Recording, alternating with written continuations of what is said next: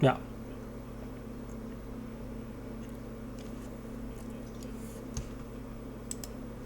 Yeah.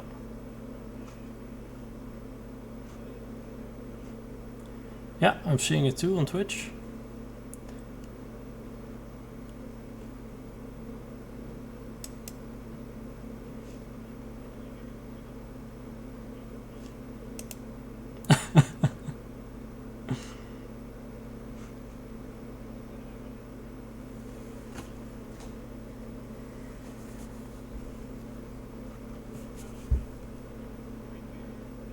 No.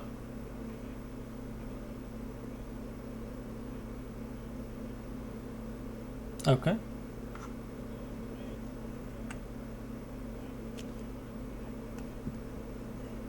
Yeah.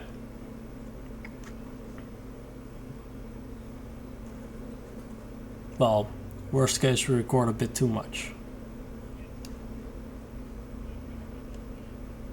Yeah. Yeah.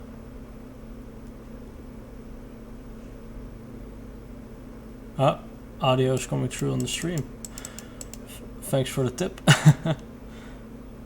Then I don't know how to set that up.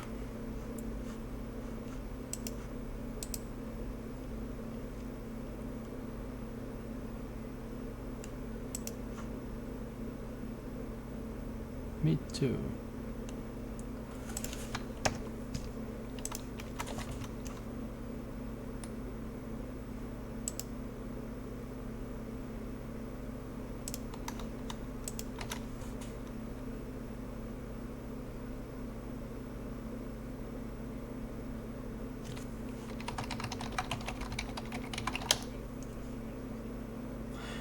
Yeah.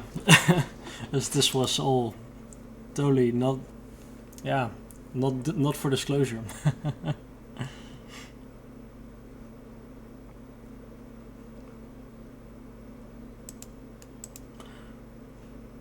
Well, I guess it's not too important.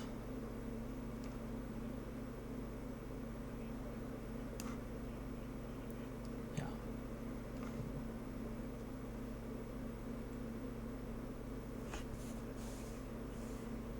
That's more important, yeah.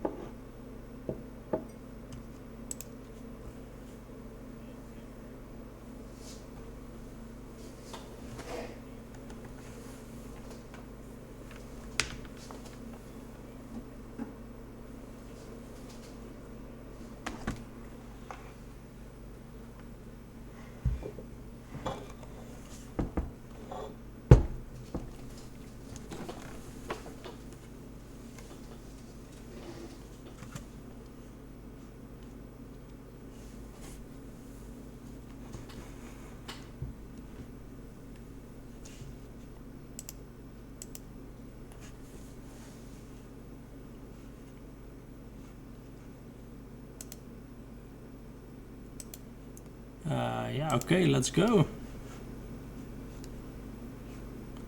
We are live now.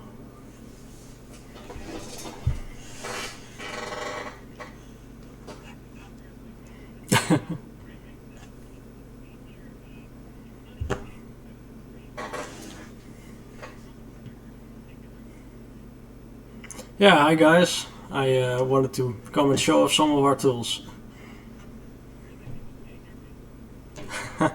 Okay, that's a problem. Let's try this again. Should have tested it more.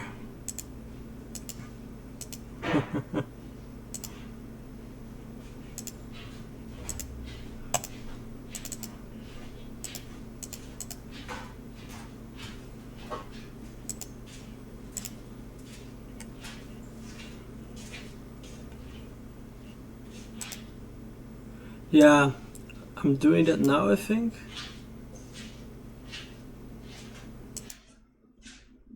Okay. I think you should be. Nope. What?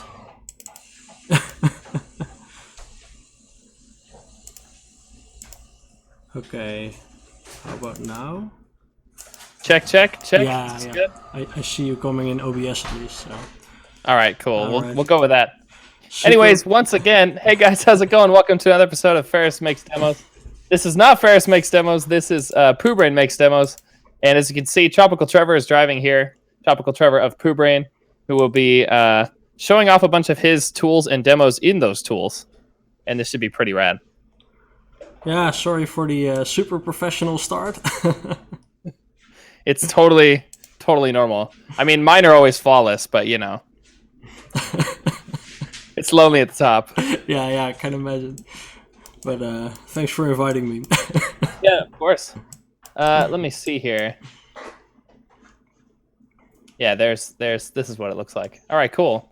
So this is the tool that you just released, open source and everything. Yeah. I think we should. Well, I think we tweeted the link, but maybe you want to drop it in the chat. Yeah, I will do that. In the meantime, why don't you tell these guys a little bit about who you are and your group and whatnot? Okay, so I'm Tropical Trevor. I'm a member of Poobrain, and the main thing I enjoy doing is making tools to enable other people.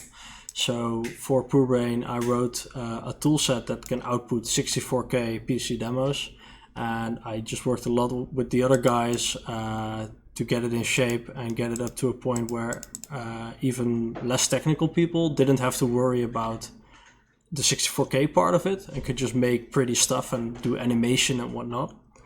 And this tool first was made for Revision 2017, which we totally won.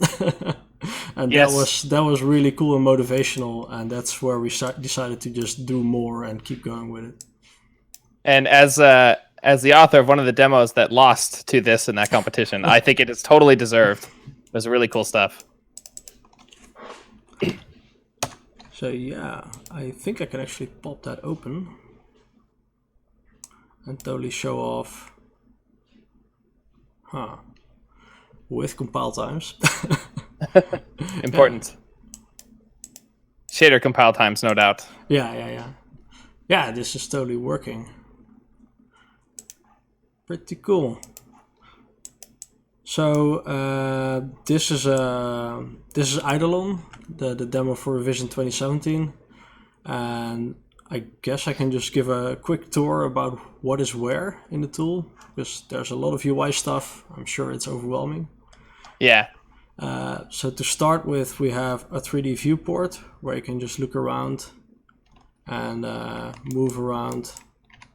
And this is the main tool to do camera animations.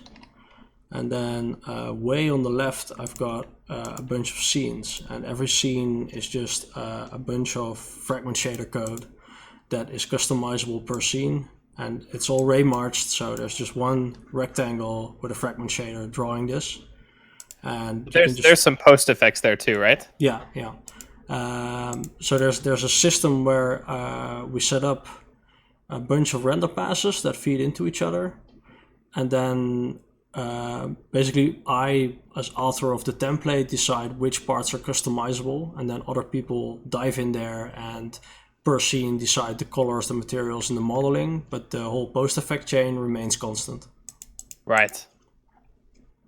And then on the side, I have a bunch of camera shots where we. And by the way, in the scene list there, those different shaders in the different like drop downs there, those are all, like, those might be different per scene, and those are just picked up by the post processing stuff as well. Yeah. Right. So I can actually dive into the details a bit if we want. I'm a bit curious. So for one, I've got a template here, which is called default, and that is one XML file which defines which shader files represent together one whole fragment shader, and then it dictates which sort of render buffer to draw to, and how these buffers get forwarded to each other all the way down through a whole chain of render passes. And all those shader files, their contents would just be concatenated, and then I guess a like GLSL version thing prepended, and that's about all that is. Exactly. And the cool thing here is that I make all this, and it's called global, and that means it's completely hidden from the UI. And this is like the Raymarcher and the shadowing code and all the stuff that people that are just creating content don't want to worry about. Right. And then I have these sections, and they're exposed in the tool. So here I have a section for the distance field, I have a section for materials and for lighting. And those are the things that show up in that scene list. Exactly. So here they are for every scene. And those are the only things that are also unique, so to keep the size small. Right. Those, are they exposed anywhere in the tool other than just seeing them in that dropdown? Not sure what you mean. Like, is there other ways to add curves for the variables there or something? Like, is there... like that, yeah. So these are really just the shader files, and they're just a shortcut to open them and write distance field code. Nice. But on the right, you have the camera shots. And if I just go to an outside scene... And the way you open those in the editor, I noticed when I was playing around with the tool myself that it's just you double click on those and it opens in whatever your system would open in, which is a decent way to do that too. Yeah, exactly. So to do camera work and animation in general, we have a camera shot, which is a block on the timeline here, and I can move through that and see the animation. Right. And if I select that camera shot, at the bottom you see all the animation data. And this is separate, stored just as float data and evaluated on the CPU. And per frame is just sent to the GPU or to the shader through uniforms. Right. So I see stuff like ucreditsdir.x, and that's the full name of the uniform. I guess .x wouldn't work, but I guess that's a vector. Yeah. And you just have different curves for each one of the components. Yeah, exactly. Nice. And so, for example, the camera origin is just a default thing. And... could actually duplicate this shot, disable the existing one, and start changing the camera, and just say, oh, this camera animation, I don't want it, and now it doesn't move anymore. Right. But I can fly around and hit K, and then we've got that camera transition. Nice. And that is the whole way to do stuff, and it's really easy to learn and visual driven, so it's really great to use, especially since you just write a uniform, it gets hot loaded, and then you add it here in the list of uniforms, and you start keyframing. Right. How would you add something to the list like that? Just kind of curious what that looks like. I'm gonna see if I can immediately drive a uniform as well. Not sure which ones are there, because this is a while ago. Yeah. Okay, I can override the landscape color. Your Hungarian notation. Yeah, I don't know why. There's no comment, just pointing it out. I found this, and I like the fact to prefix uniforms with something recognizable, because the IDE doesn't know the difference. Right. And then, it's just immediately clear. Cool. So here you've added the vector. Yeah, so now there's a uniform going into the terrain, and it should compile. And when you save the shader, that will reload it in the tool. And it's all gray. Right. And then I can create a uniform animation, which is a vectory. Ah, nice. And so if you add something with that little vector notation, then you'll get this as yeah, exactly. And different tracks in the tool. The little window pop-up just tries to show the options. And now I have that medium gray as a keyframe, and I can insert another one, and I can just say, let's add some more green over time. That's a lot of green. Yeah, but very cool. Yeah, it's super flexible. And so these different curves here, are they specific to a given shader in the scene list, or are they specific to the scene? They're specific to the camera shot. So right. Every camera shot just says, these are the uniforms I'm animating, and these are the curves with that, and this is the scene I'm targeting. And it will attempt to set those uniforms on all the available shaders, because I guess that's not an issue with OpenGL. No, you can just get a uniform by a name, and if it's not there, it will silently fail. So I just push it to all the render passes there. Alcama pointed out something a little bit funny, that Y is pointing downwards in the curve editor there. Yeah, realized it really early on, but after I wrote all the rendering, and it was too much effort to change. Right. And now I'm used to it. So Yeah. But if I switch software, right. But that's really cool. Seems like a really good workflow. Yeah, it just grew. Just the way we wanted to work, and also with just back and forth with people getting confused in places, they make improvements there, and it's very nice. This curve editor looks pretty deluxe. It's when you start using it, you'll notice it's a little bit choppy. It's it looks better than it actually is, I'm sure. There's a lot of little flaws where I have like these tangent buttons to make ease in or flat, or there's linear animations. But when you start changing values, they might sometimes accidentally change tangents as well, and Oh yeah. But I guess you have a lot of experience working with these kind of tools professionally as well. I as a job, I develop plugins for Autodesk Maya most of the time, and mostly for a 3D animation team at a game studio as well. So these people are constantly manipulating keyframes like this in a curve editor like this. Yeah, I stole a lot of the hotkeys from Maya as well, just the way you control cameras and move things around. So that's a good idea. If you're a professional animator, then this should actually feel quite comfortable immediately. Nice. Apart from the y-axis. Yeah. I feel like you could kind of mentally remap that pretty quickly, actually. Yeah. At least I can, but I cannot speak for everyone. A little biased. Oh, but that's really cool. By the way, I have a kind of unrelated question. Where did the name Square Melon come from? It's okay. I think when we just started using Slack, people were amazed with all the emoji in there, and a watermelon was kind of our our heart symbol. And that's really funny because I have a Slack group where we use peach. Yeah, exactly. So that's kind of where it originated. It's just what we would reply to every cool picture that came on the Slack. But this is a square melon. Yeah, that was more of a thing where I own a Rubik's Cube in the shape of a square melon, and nice. with stickers like that. And that was just funny, also relating to the melon joke we already had. And it was more of a more Google-able thing, like a watermelon. If you name your tool that, we're going to find it on Google. And square melon, especially with the mathematical abbreviation of SQR, that works on Google. So it's going to be pretty specific. Yeah. I have to also ask. I noticed it had a pretty high-res looking logo when I went in the About box. Oh yeah.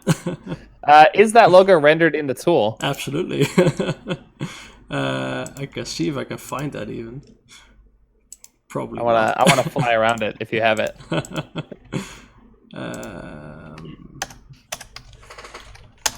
So much stuff.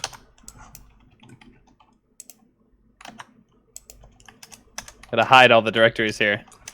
Yeah, there's nothing top secret there, but I just realized it's not interesting to watch while I rummage through these files.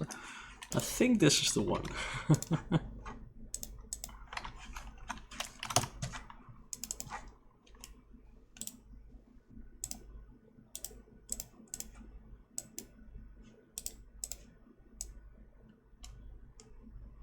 Nice. Oh yeah. Oh, you even have a little intro there too. Yeah. Cool. All it needs is the whispery voice on top of it, like the NVIDIA logo. Square melon. Yeah. Or the old Dreamcast, it's thinking. Oh yeah. I particularly like the seeds, I have to point out. I am very happy with that as well. Yeah. Just made a really weird broken sphere and then used the distance to also do an inset. Right, cool. Yeah, I mean, it's definitely a square melon. It was a fun afternoon. Oh, that's awesome. Yeah. Alkama's asking if it's like some special efforts to pack all this float data when you actually export this to an executable, because this is for like specifically for making 64Ks. Yeah. But I guess you store the curves in a pretty raw format, or is there like some fun reordering or anything you do to try and make that smaller, or is that even a problem? So until last revision, I have never worried about the size. I did immediately set up the code generation, which is in between all this content stuff and the actual C++ code, to be to try and reuse data. So whenever you have the same curve, it would just link a uniform to a pointer instead of reinserting the same data. Oh yeah. And I don't think you'd have that much animation data really. Because floats compress fairly well. There's a lot of identical values going from 0 to 1. So, but there also is a lot of animation data in an intro, especially like Eidolon. Yeah, which is like 7.5 minutes long or something. Yeah, but we didn't really put in extra effort for that until the last revision, where I was really struggling for the size. Okay, and there we used a technique from Control-Alt-Test, which is just a nice little function that truncates floats to half precision, and it makes them compress a lot better. Yeah, and now a lot more similar values. Yeah, and the code generator just does that for you now. Right. So I guess you probably wouldn't have many noticeable issues, but I would imagine you'd want that in the authoring chain as well. So you would always get the any value that comes out of the curve editor would be automatically quantized. Yeah, it's something I'm contemplating, because I definitely also want control which values should be quantized. Yeah, that could be cool. Camera position is the most sensitive, basically, to quantization. That would make sense. And of course, everything's happening in full resolution when it's actually in the intro. This is just storing the keyframe data. Yeah. So how many shots are there actually in this demo? Because this was a pretty big demo. I mean, or I should say massive demo. I never counted. It's also a bit hard to see here because you have all these blue shots and they're just disabled. Okay, yeah. But we just animate a scene and just say, during this part of the music we want to show this scene, and everyone would have a go, and then we would just sort of do take selection, who came up with some cool angles, and try to match them up. Yeah, that's a cool thing when you have some scale in your team. Yeah. But it's also really cool that I guess what I can glean from that as well is that a lot of people in the group are familiar with using these tools. I think it's really Andro and Woesgetrenk. Okay, yeah. Which will really work with the tool, write shaders and do animations. Yeah. Apart from me, I think it's mostly been us three and Glow, of course. Last revision he did his own demo with ink again. Right. But yeah, also with the tool. I didn't mean to not greet Ink in our intro. I just assumed that he had been assimilated into the Poobrain hive by now. Yeah, I keep trying. Let's see if we can sort. No. I have numbers, they don't mean anything. Right. It looks about 50 shots though.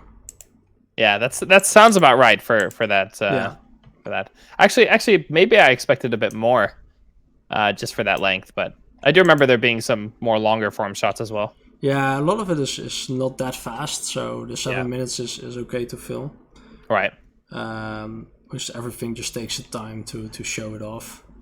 Yeah. There's that was the thing I remember when watching this intro in the compo, was that there was just a lot of stuff. Like all this were particularly dense. Yeah, it's there were a lot of ideas and progression of scenes, and we also ended up splitting up scenes because there was just a cool scene with a lot of elements designed for it, but then the scene would become too heavy, so we just make 2 scenes with these separate elements in there. Yeah, that makes a lot of sense. That's definitely still a problem, especially with Raymarching. That's like the object count is actually pretty detrimental. It does Like, not it scale. doesn't scale. Yeah. Yeah, it's also if you can do polygons, that is a thing to abuse, I think. Absolutely. Also, complicated randomness and branching structures are something you don't see in Raymarching. Right. And so, if you see the conspiracy intros use a lot of trees, which you don't want to do in Raymarching. No. But then we can do a lot of modulos and weird noise curve paths, which are harder to do in polygons. Yeah, and especially what's the term? CSG and repeating structures is really easy in Raymarching. Yeah. Also, like reflections and some more complicated lighting models are a bit more natural because you have the ability to get reflection information. Oh yeah, reflections are a really big plus, and the same with soft shadows. And just there's a lot less hassle with getting your rendering to look nice with Raymarching. Right. It's still the same sort of hacky technique. It's not path tracing. It's not accurate lighting. Yeah. But it's way easier to get all these advanced features, which are really difficult to implement in a rasterizer. Right. And it looks like you're doing some PBR as well. Not in this demo. Okay, yeah. This is just the Phong shader and the Lambert shader. I see. And a lot of manual tweaking. Yeah. But in that must be what it is then. And there's definitely HDR though as well. Yeah. All my buffers are just inherently float ranged, float 22. Yeah. So you can really store rich ranges and do with them what you like. Yeah, we even use a half float for that most of the time. I just didn't bother adding control over it. Yeah, sure. So I guess as long as you're not killing the VRAM, it's fine.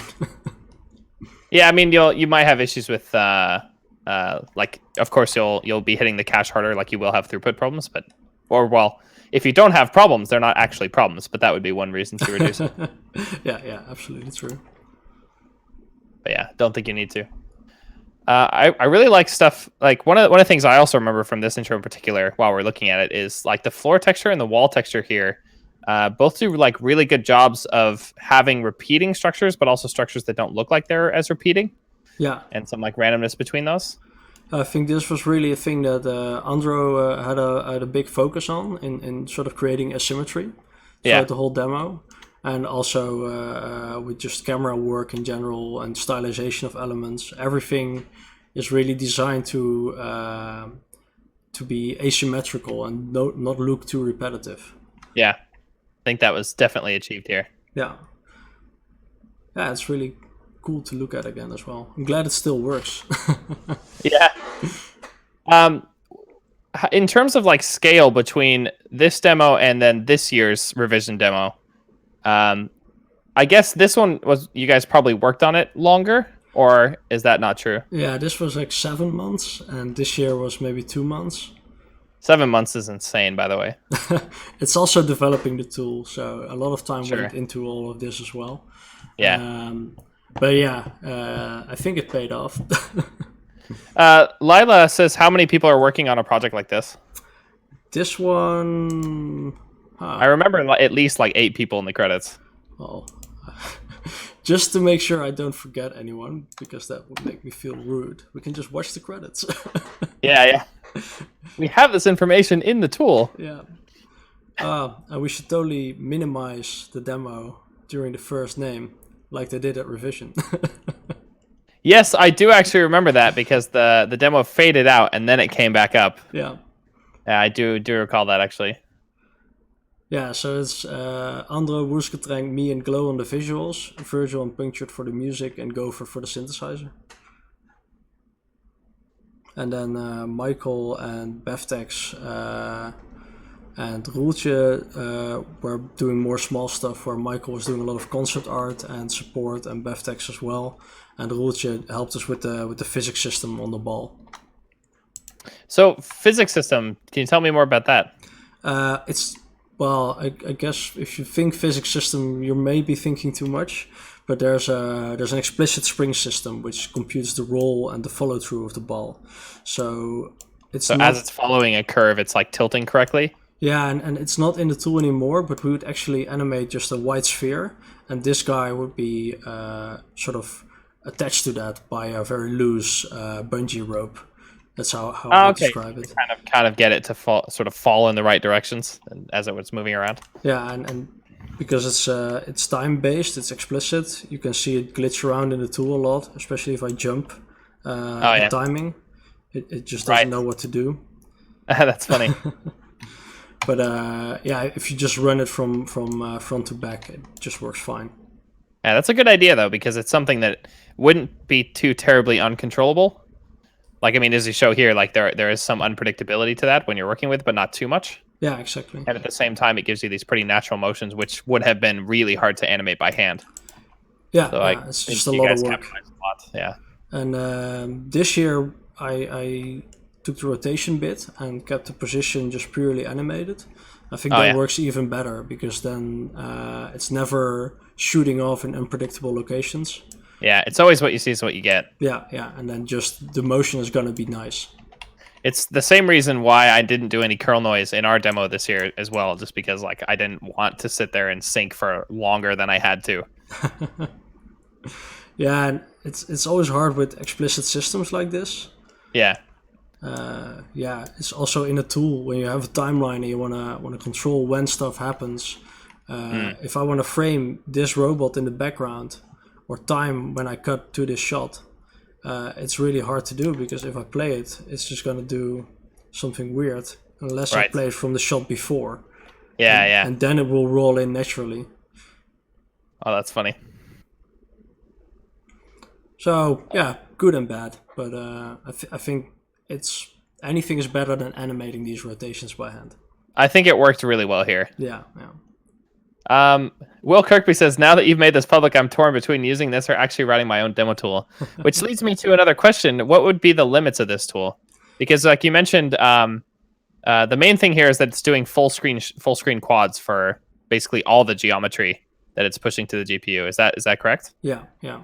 So and then currently just completely limited to doing full screen Raymarching or ray tracing and post processing. It'd be full screen anything though, really. Yeah, that's true. But it doesn't. It's just hacked to only create fragment programs and do a glrect call. So that's really where it stops right now. You said glrect? Yeah. Right. That's just like the OpenGL 1 rectangle. Right. Now I remember that. It sounded like you said GL next, and I was, I should clarify. No, that makes absolute sense. And then I guess you also have, the concept of like render targets that you can, or buffers that you can write to and read from. Yeah, and I do have pre-calc buffers, so you can do static textures in advance.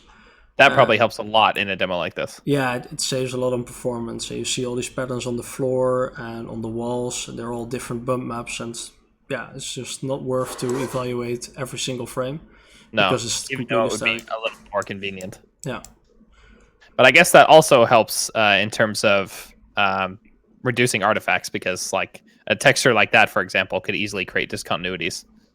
But I guess you would still evaluate it once you've already hit the surface anyway, so it would be the same either way. I also only this year added mid mapping. Right. And I also have downscaling textures, so you can create a texture at any square size or at the screen's resolution divided by some factor. Okay, nice. That's really useful to have for post-processing, because you don't want to do really advanced lens dirt and bloom at full res. Yeah. Alkama said, are you thinking about doing a mix of poly and full shaders? I guess not with this tool, or at least not as it is now. So thinking about it, yes, but not able to do it right now. I did a few prototypes, but it's also the hardest part I find is putting it in this tool in a way that makes sense in what this tool is right now.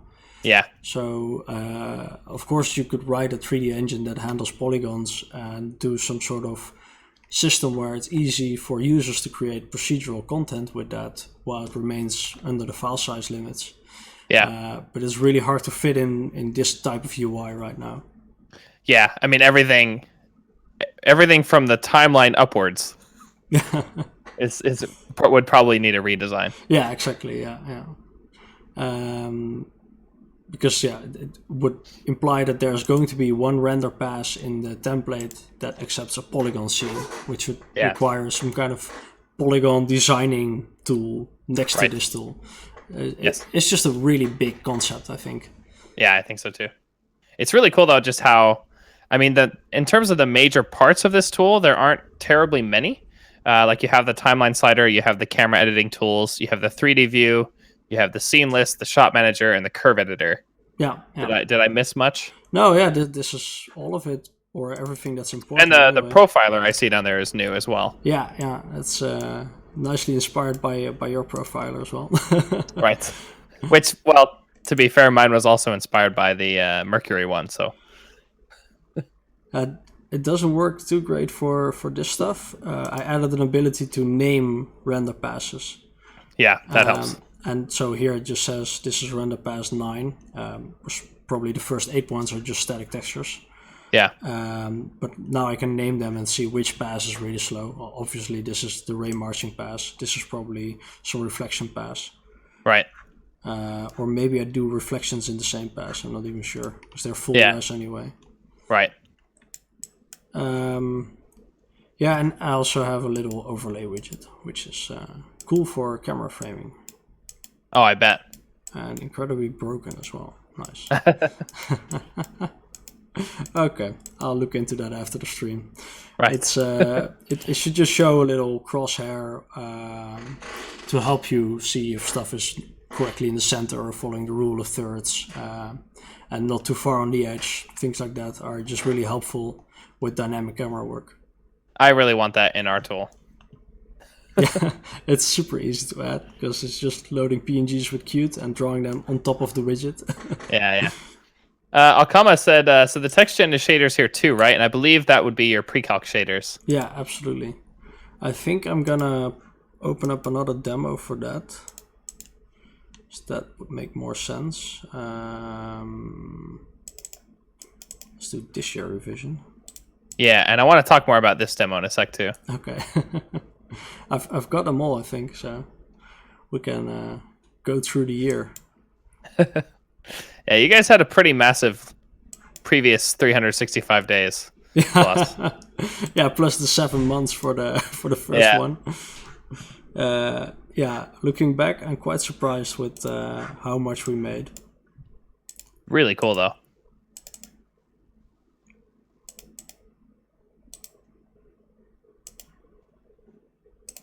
Okay.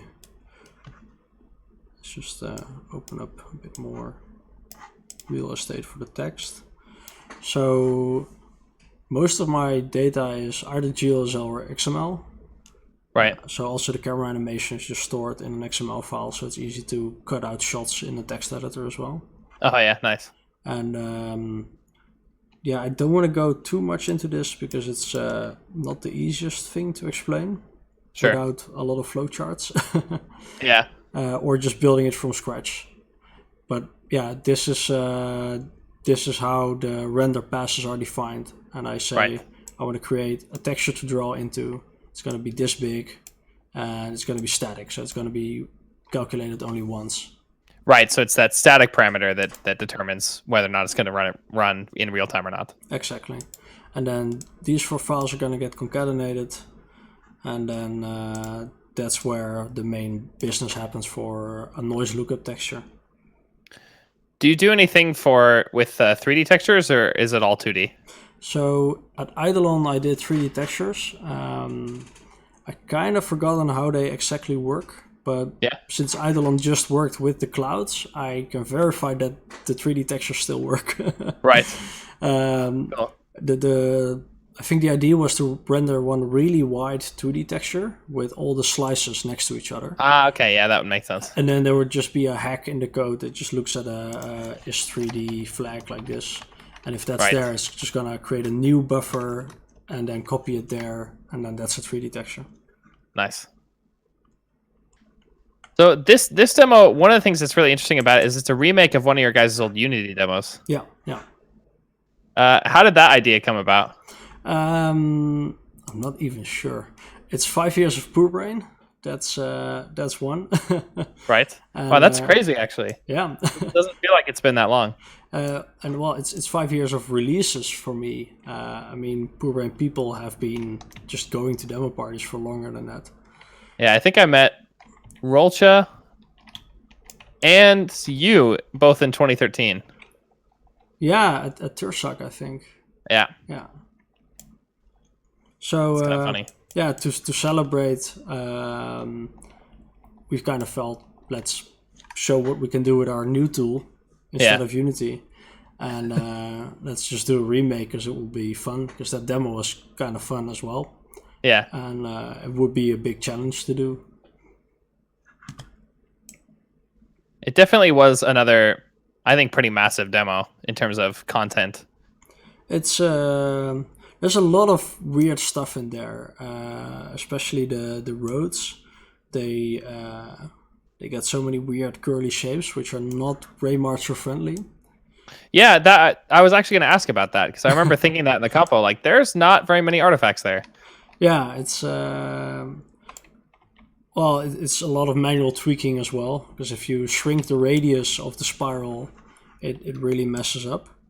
Okay, yeah. So a lot of that is just by virtue of like, is there much clever here going on beyond just tweaking stuff until it doesn't have problems, or is there like a cool trick here? Not that much. I think the only trick here is that for a helix you have to consider 2 slices of it.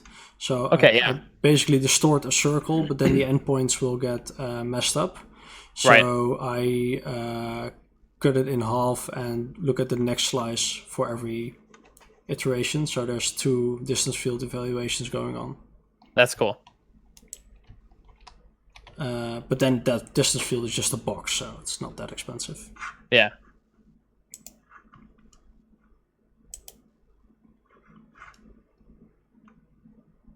Yeah, but I really, really like, especially this scene, how it developed on the big screen. Just how the whole thing materializes is really nice. There's a lot going on here. Yeah, I hats off to Andrew as well for the camera animation in this one, because I was really stuck on that, and he made these 2 paths do something together on the screen. Who was that? Cool. Did you say? Andrew. Right. Andrew. Yeah, no matter how you want to pronounce it. Yeah. This turned out really well. Yeah, it was really cool. And then we had the problem of materializing cars and mirror disco balls to solve. Right. But yeah, that also turned out nice. I'm really happy with how this demo turned out in the end. I think it was the most fun one in the compo by far. It's very sort of cute and demo-y concept, I think. It's, not too serious, but also not too easy. Yeah, totally. And it also, I think it works really well as an invitation to a demo party in Akihabara. Yeah. Yeah, that city scene was kind of an afterthought, and I didn't want to do it because it sounded way too difficult. Yeah. But it worked out really well. Yeah, can you talk about some of the shapes that are in that city? I'm a bit curious about some of that. Oh, also, by the way, I like how that screen is slightly curved. Oh, yeah. I remember noticing that in the compo. I had a curved screen at work, so I totally like that. Cool. So the city is probably a lot easier than you think. Yeah. It's just cubes of various sizes. Mm-hmm. And then there's an inset which sometimes pops out instead of in. Right. And randomly I make some cells around. And I guess like the windows and everything is also a procedural texture. Yeah. So the windows is one thing and the billboards is another thing. Yeah, right. Watermelon again. Yeah. So this is something I don't recall noticing in the compo. I guess the billboards are actually, it looks like they're randomly applied. Yeah. Or randomly selected, I should say. Yeah, I just divide the buildings into floors and just give it a random chance to show some of the billboards. Right. And then the textures, I think, are inspired by a presentation about Saints Row 3, which is a game that features a really big city. And Nice. there's a talk from a tech artist that designs the masks for their windows in a similar way, which is just a colorful noise and then a slightly higher resolution detail mask. Yeah, that's cool. Of course, I also like they those have, red lights at the top of the buildings, but that's something else. Of course, they have actual textures, so theirs look better. But Yeah. I don't think these look bad by any means. and yeah, red lights are just mandatory in high buildings, right? To scare off airplanes. Yes. And there are no airplanes in this demo, so they work really well. Yeah, exactly. Nice. Yeah. So this is the Tokyo Tower, or the distance field version of something like the Tokyo Tower. Yeah, it works really good if there's a lot of depth of field over there. Right. Get that really poppy, circly doff. Yeah, exactly. So these dancing cars, I want to see some of the animation curves to some of these. Okay, let's do it. I have to zoom in on the timeline a little bit. It's mostly this one.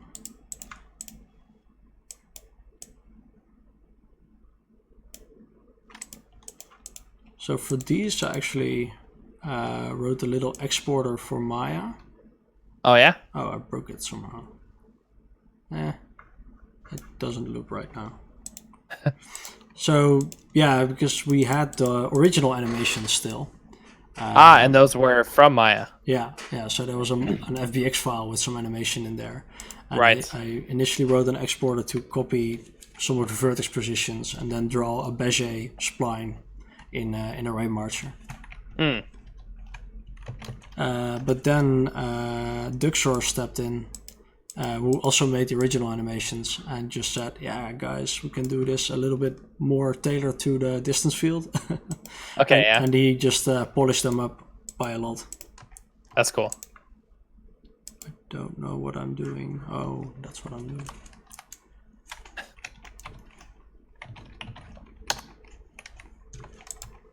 Now it should loop. Yeah, there we go.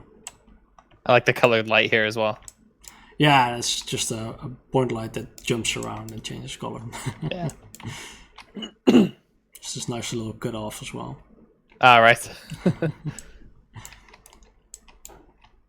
Yeah, this and these are not the same cars that are driving around, so that was also a bit challenging to make it look similar enough Right. to make you go like, oh, they have the same stripes and colors and wheels, so these are the same cars.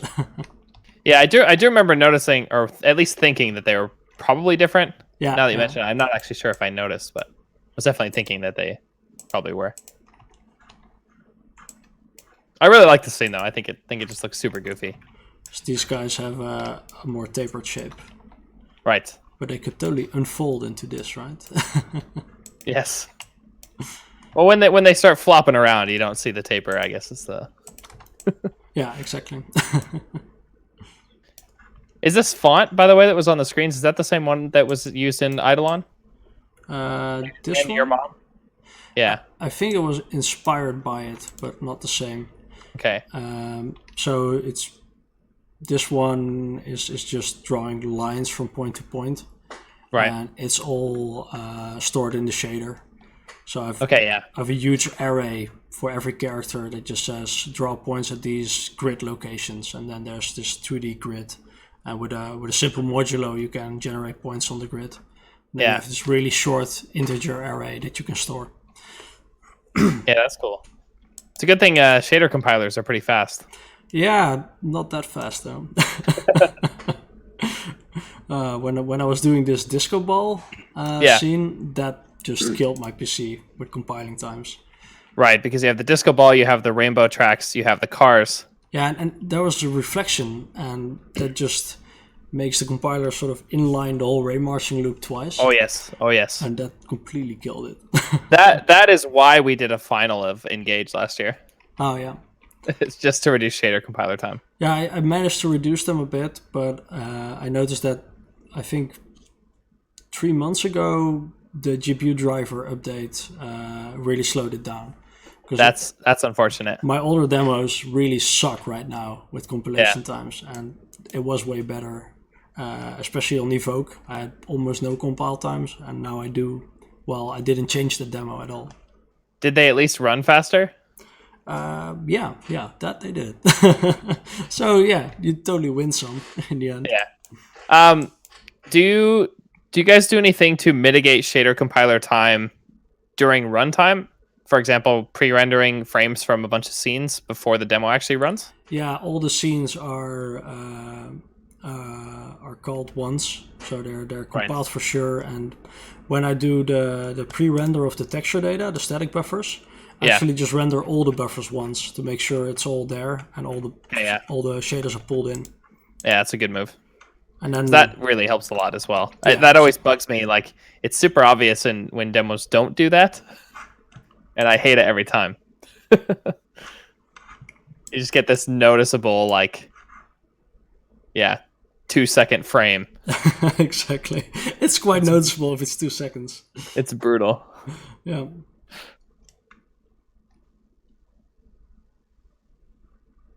But this is really cool. So what is your process from going from this to an executable, for example? I have a hideous Python script. Well, I call it hideous. I guess it's not that bad. I mean, there's not that much else you can do. Yeah. So if you install the tool, it comes with all this Python code because it's completely written in Python. Mm-hmm. And in there's a folder called build, which is a generate script. And there you can run this script and it will take the last open project. So if I just close down the tool, it will save the preferences and know that this is the last used project. I can run this generate. And that spits out an HPP file over here with all the shader code and all the animation data. Nice. Just all in there. Cool. And that's, it's not great code, but it works. Yeah, that's what you need. Exactly. But yeah, this is the worst bit to maintain. I think the generate Python script, because it pulls in all these XML files and it doesn't use the data model for the tool at all. Because I didn't want it to be joined so I could prototype stuff in the tool without having to update the generator. Okay, yeah. And then, it just outputs bunches of strings with really big hard-coded offset ints into the animation data arrays. And it's impossible to keep track of. Right. Yeah, I can see here it's also doing... like this is actually generating C or C++ code here. Yeah, exactly. So not only does that generated file have the data for your intro, it also has a lot of the code for it as well. Yeah. And that in the end wasn't the best decision, but I have a lot of hard-coded values and array lookups that are generated by the Python script because afterwards I don't know what the offsets are. Yeah, there's no semantics left there. Yeah, and I don't think in the end I should have gone with just one big array with all the integers in the demo. Yeah. And just have had several, but yeah, it is what it is. Do you feel like working on the tools and stuff is pretty productive with Python? Yeah, I'm a really big fan of Python, but then I do use it all day, every day. So it's also the skill that I know best. Yeah, I guess I forgot that Maya, like they have a plugin API for Python. Yeah. Although that really helps. Yeah, they have a scripting language for Python and a plugin API, which is a bit more low level. Okay. Though I don't really use the Python API there because it's just slow and buggy. Okay, yeah. But yeah, you have the Qt wrappers as well. So for building UIs, it's super fast. You just slap UI elements together, connect some signals, and just print some stuff, write some XML files. And since Python is super batteries included, I'm not looking for small portable C++ libraries for XML parsing or PNG parsing or whatever. Yeah, you really want a proper like package manager for that kind of thing. Yeah, and I really if you need external packages anyway. I really do use those a lot. Yep. And yeah, that's definitely one of the benefits we get from Rust as well. But I think it looks like you would definitely be able to be a little more swift with like especially throwing together UIs with this Python setup than you would be with our Rust/C++ setup. I think so. I guess with Rust you're not limited to not do similar stuff. But since Python is interpreted, you can do a lot of crazy stuff as well. So, Yeah, we get slammed by compile times pretty regularly. Yeah, no issue here. Yeah. And yeah, it's just what I know really well. So for Right. me, this is super easy because I don't have to look stuff up anymore at some point. Yeah, that really helps. That is Especially the for power. these free-time projects, like doing what you know and what's actually comfortable kind of has to be paramount to a large degree. Yeah, absolutely. Like you want the things that you do to be the new things, not the way that you do them. Yeah. And then another cool thing Python can do is just interpret random Python files. Yeah. So for the revision demo, the this year revision, we have this rolling ball, and that is just I prototyped that in Python, and there's just this bunch of script, and I can edit it while the tool is running. Cool. And it will just reload this file and run this Python script as is. And once it worked, then I ported it to the actual demo in Super. Yeah, that's cool. That's a good way to work. Yeah. And that's also one thing the generator doesn't pick up. So if you want to do sort of extra stuff like these physics things, you have to sort of hack them on both ends. And in Python, I just have a file that you can fill in. And in C++, you just have to type it into the player code where it should be. Which is not the best, but it allows for a lot of prototyping on the Python side before you get stuck on C++. And I don't have to make a DLL bridge. Yeah, that's really, really helpful.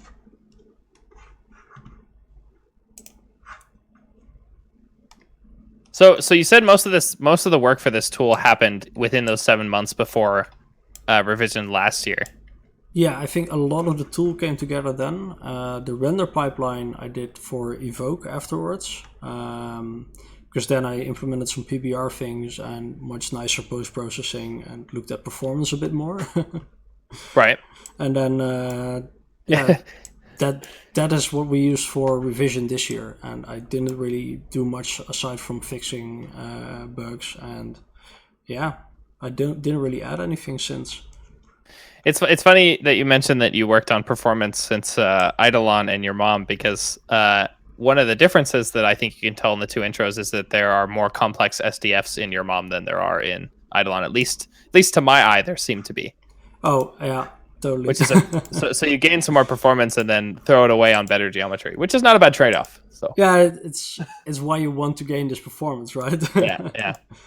And in your mom, we have this really weird abstract intro scene, which was compiling,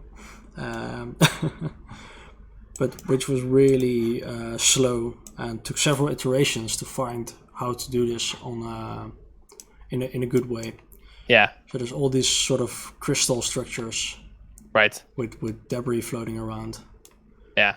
And that is When you're flying around now, it looks a lot more regular than it does in the demo. Yeah, it's the magic of the camera, man. Yes. That's a huge part of scene demos, especially is absolutely presenting things as much as it is making them. Because this is totally a regular grid. Yeah. Well, not entirely, because I have planes at different angles that are moduloed, so it's sort of a shared grid. Sure. And the shadows look really cool here. Yeah. That is, probably more glitch than actual good shadow. Yeah. But it works. Again, camera. Yeah, I love it. Yeah, and the nice glowy ribbon here.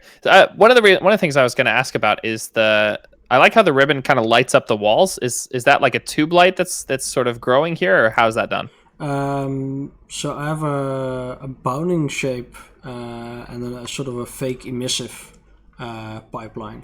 So there's a separate SDF for emission, which gets added into the main scene, and then also is evaluated by the lighting.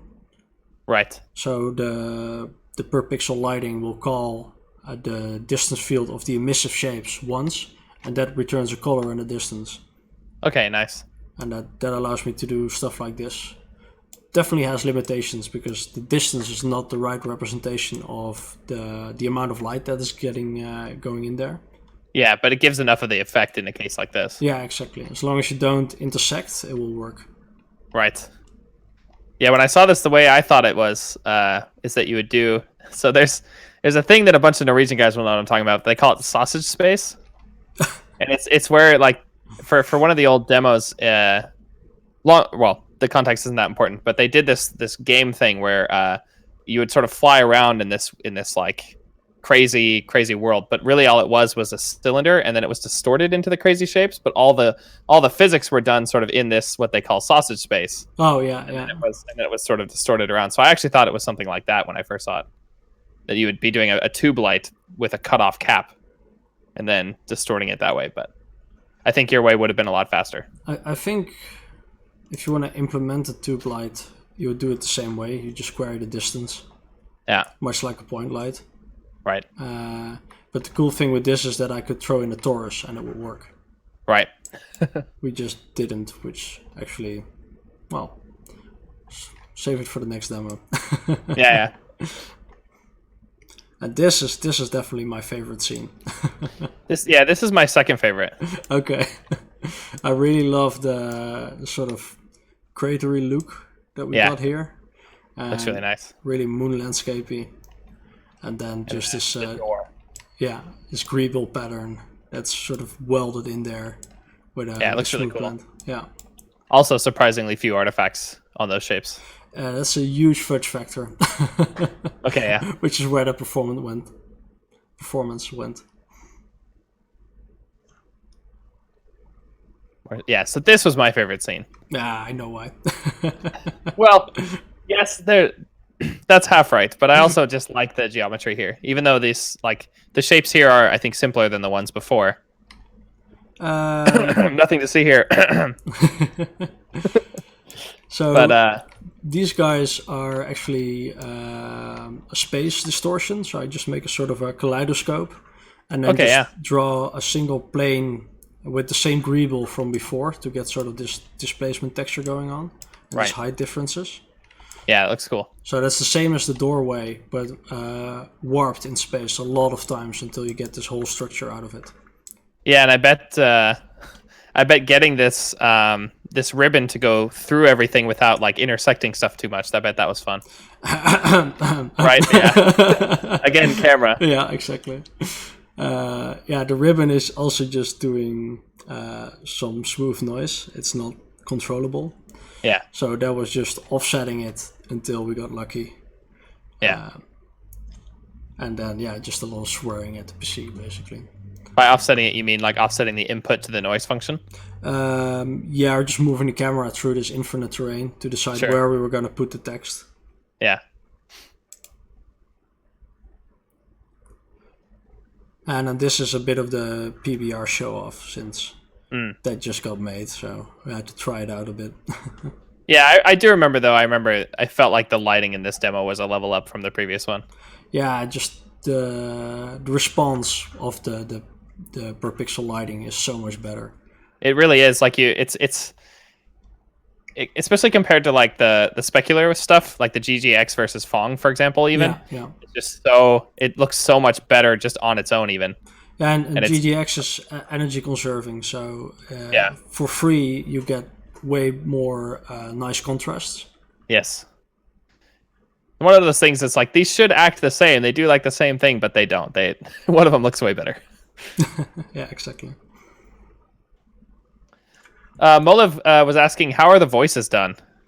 That is mostly Virgil's magic, but... Some text-to-speech stuff and some vocoding, I guess, is the short answer. Yeah, I think there's text-to-speech and the carrier wave and a lot of hand-tweaked filters for every vowel. Oh, I'm sure. And then the text-to-speech is also a lot of fiddling around, because the output of the text-to-speech might sound better if it's distorted, if it's actually saying something else. So. Right. You don't just write the word, but you try to emphasize certain things to make them more clear and use correct letters. That sounds right.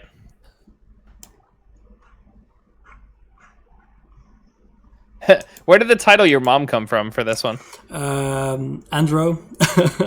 Right. Yeah. We didn't have a title. We are really bad at inventing titles. Yeah. And he said you should just call it Your Mom. And people will get it. So yeah, we just stuck with that. It worked. I was really happy, especially to see this one nominated for Best 64K on the Meteorics last year, by the way. Yeah, that was actually quite a surprise. I really like Eidolon, but I like this intro better. It's very demo-ish, I guess, but it's not as epic as Eidolon. I think for me, it's more about rendering fidelity, actually. Like, I think this one just looks better. Oh yeah, in a lot of ways. To be, I mean, not to say Eidolon isn't a spectacle on its own, but it's just this one felt a lot more solid and together for me. I think it should be both. Like this stack is awesome, but we should to do a really good 64K. You want it to look really visually pleasing and tell a story, Sure. or at least have some coherency. Yeah, absolutely. Because here we have a literal red thread through it all. Right. But that's about it. So the rest is really, really random. And I guess it depends. I mean, if you look at your own intros, they follow a lot of really nice stylization, and they're always one big stylish picture, but they don't necessarily tell a story. But they work great because they are super in sync with the music. So. Yeah. And that's not without spending a lot of time on that either. Yeah. And that is, I think that's another way to go about it. So rendering tech definitely has to be there, but you should go somewhere with it. Sure. And I feel that, this is really fun to do, but it does feel like just some scenes together sometimes. Yeah, I didn't miss that much other stuff personally, but yeah, I definitely know what you mean. But yeah, this was a really cool demo. Yeah, it was a lot less stressful to make than Eidolon, that's for sure. Not that surprising. What else have we got? We've got this one. Yiki, or whatever, however you say it. Yeah, Yiki was made by Andrew on his own, which I think is a big proof of concept of the tool. Absolutely, it is. Is he could take the evoke template with all the rendering code and just sit down on his own and make this awesome thing. Yeah, that's really cool. So I cannot say too much about this because I didn't work on it, but right. It's cool to see that someone can just get this done with this tool. Yeah, that be is it really after working on it together for a long time, but Andrew, for example, doesn't know any Python or UI programming or stuff like that. Right. So he is really familiar with the GLSL distance field modeling. Because I think basically that was his introduction into the demo scene and in programming in general. Yeah. We just pushed him to do shaders. Right. And it's really cool that with the right template, that in this tool you can just sit down and learn it, and then you don't need to know how a Raymarcher works, and you don't need to understand how to make a 64K compress well and stuff like that. Yeah, you just need to know how to do that kind of modeling, and then how to, of course, build scenes and do the animation. But that's really, really cool. But that's the skill you want to do as a creative visual artist, and that is, I think, the kind of people that need a tool. Absolutely. Will Kirkby points out or asks, are your keyframe timings done in seconds, or are they tied to the synth's tick rate? I don't have a synth in the tool, so I just enter BPM. Mm-hmm. So that's everything is synced to beats. Also in the shot manager, start and end times are in beats. Yeah, it keeps everything pretty nice. Yeah, it works really well, and it makes very natural in 4.4 at least. Yeah. The only problem is I count from 0 and music tools do not. Right. At least not when they're displayed. So yeah, that I don't think I have more to say about this demo. Except I was really happy that this could be done. Without. And this is also a really cool demo. Yeah, absolutely. It's really really amazing how one guy can pull this off as well. Yeah, pretty sick. So do you have anything specifically that you want to show off about the tool or about the workflow or anything like that? I think it would be really fun if I just make a new project. I think that'd be really cool as well. It depends if everyone is interested in that. but I'm interested, so do it. I'm just gonna do it. All right, so you did project, new project, and made a new project. Yes, and then I just Project new. say which directory to put it in, and that's where it goes. And by the way, this is covered in the PDF in the repo, right? Yeah. So these overlays are working again. I sat down and wrote a really long guide that goes through all the UI elements to get your first animation working. Nice. But I'm fully assuming that you know GLSL. After that, I'm just documenting the features of the tool without much structure. And I think that's fair. There's just a getting started guide. By the way, people in the chat are super into this, so cool. So let's make a new scene. So in the scene list, you can click and say my first scene. It's not my first scene. they don't know that. Right click, create shot, and then I have a camera looking at a scene. Right click and view that shot to have it on the timeline, and then I can fly my camera around what is a very basic default scene, and this is what ships with what's on GitHub. So when you create a project, this will be in there, and I have a little example scene as well that just shows a lot of shapes what you can do. So this is this is showing emissive modulos with animation per cell, shadows, bump mapping on floors, different materials, different colors. Pretty extensive. Yeah, and the idea is that it's just one file that you can use as a reference on how to do stuff. Nice. Back to my first scene. Yeah, so we're flying around my first scene. So I can pop open the content file for that. And then this contains various parts of what is used by the renderer. So there's a background color, there's a distance function, there's a material which returns a struct that looks like this. And it's just in a comment there so you can see what goes where. Yeah. Same for lighting, and then there's a normal function. This is how you normally compute a normal in a Raymarcher. Yeah. But I expose it so you can hack into it and add stuff like the disco ball we did, which is quantizing the normal in some way. Yeah. So I just want that to be open for people to mess around with. Cool.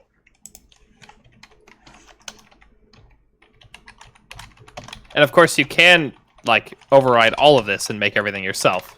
Yeah, absolutely. In the tool, but this is the way you would normally do it yourself. Don't know if I added the Greeble function. I did not.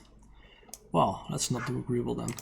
So I cleaned up a lot of code and might be updating the GitHub template with some more functionality as well as we go. Cool. But for now, there's just a lot of cool stuff in there. So I've got a little noise library with, for example, Perlin noise, and you can just distort the terrain. Nice. And of course, you can learn about how to change the template that the tool uses and add a static texture. But for now, I'm just gonna hack stuff together and not worry about performance. Yeah, I think you should. There's also... Whoa, is this just compiling? Or broken?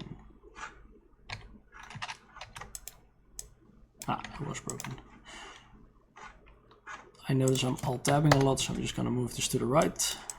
And then that should be better. No worries. So in the template, there's all these other shader files used by all the render passes. And there you can also just look at the noise library and the header file, which just show all the functions that you can use.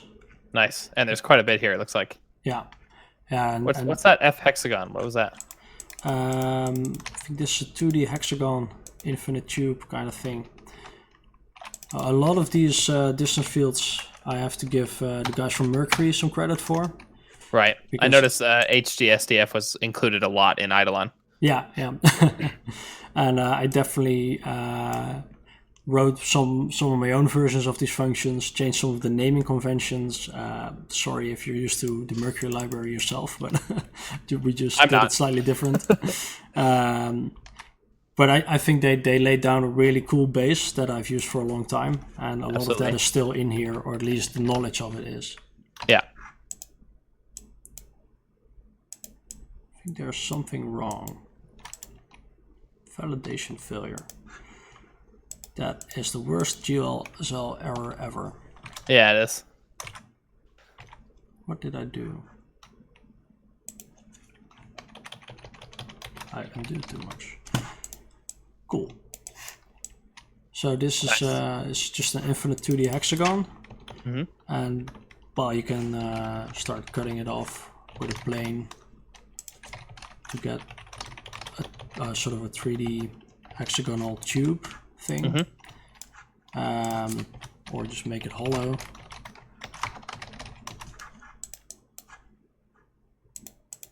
That is not making it hollow. I know.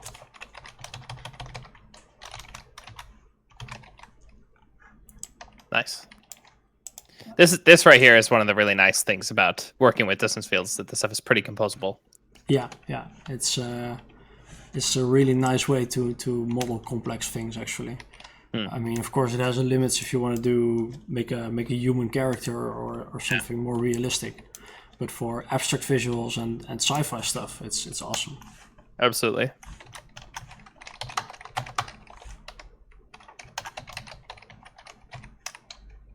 Now we're just playing around with some repetitions and. Yeah, yeah. I'm just gonna see if I can make this sort of tile around.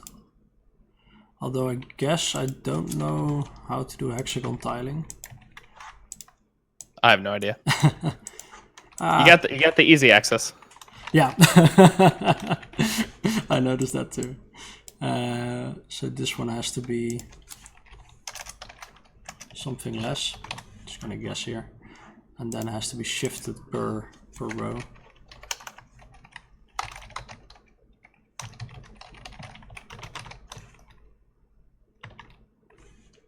I see that sign of half pi or whatever. Yeah. This is not working. I'm accessing the wrong variable. Great. Ha! Yeah, this is probably not the easiest thing. Yeah, this is so typical though of working with distance fields as well. Yeah. This is what, for those of you guys who haven't made an intro with distance fields, this is what it looks like most of the time. Yeah, this is what you're doing, and then your head hurts, and you're like, why doesn't this do what I think it should? Yes. It's fun though. It's definitely It is fun.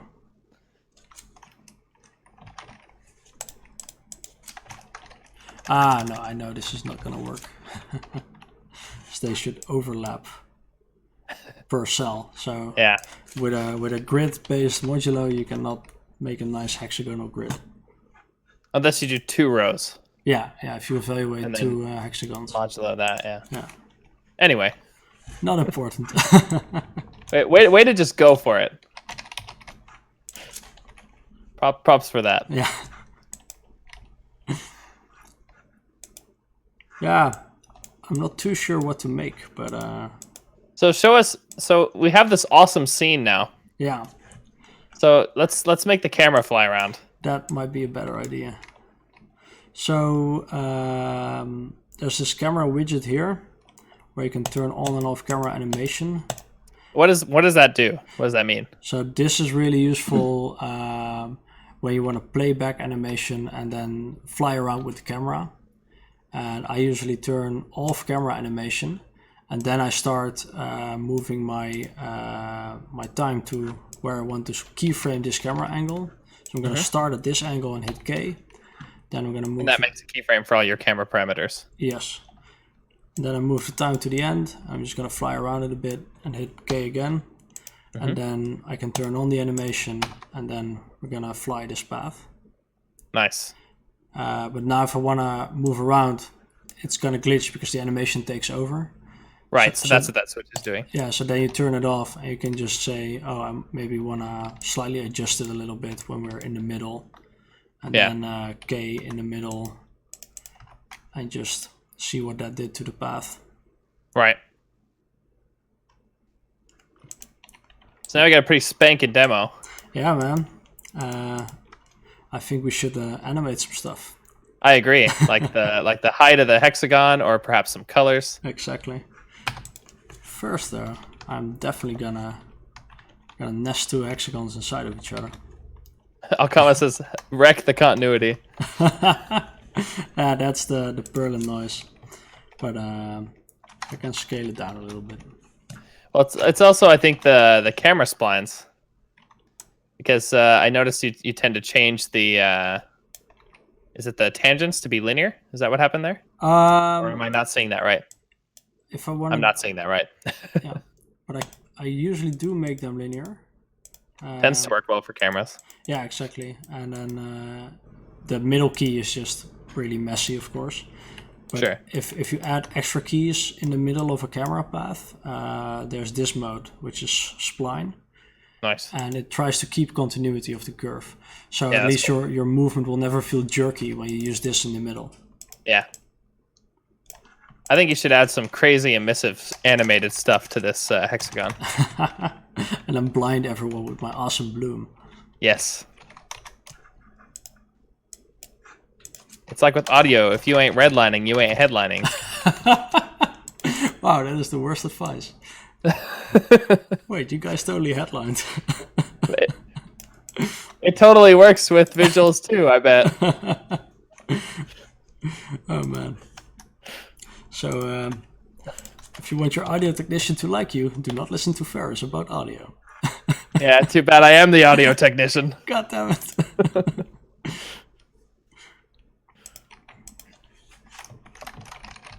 No, we're all audio technicians. Not me, man. Not yet. It's because you're not redlining. Okay. I have a pulsating right. hexagon. So what I did here is I use a beads uniform in the shader. And that's, of course, a float, but it'll go, I guess, from 0 to 1. No, this is showing the same value as shown here. So it's... okay, right. So it's like the continuous beat counter. Yeah, for the whole demo. Right. So if you ever want to hack some stuff not through the animation, you can also use this variable to just make stuff disappear or appear at certain times. Alcama says this animation is lewd somehow, and I say lean into it. Okay. Yeah. Let's make some emissive stuff. That will make everyone feel better. Make me feel better. So first, let's just turn on emissive stuff. Okay. Yeah. Let's not make everything emissive.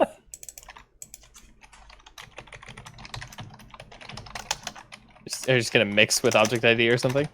I'm just gonna use an if check. That'll do. Probably a bit clearer. Whoops. And I think the compiler is smart enough about this stuff. Ah, there we go. Let's add some pattern to that.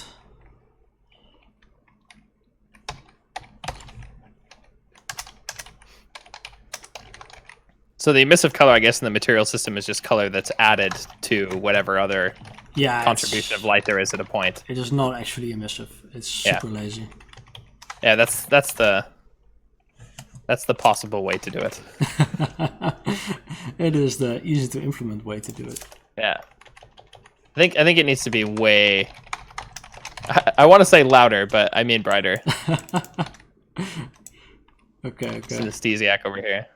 Let's at least not make it completely without green. And let's animate it as well first. Yeah. I like that stuff.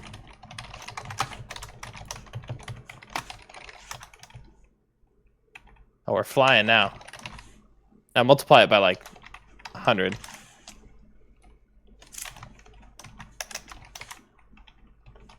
Huh.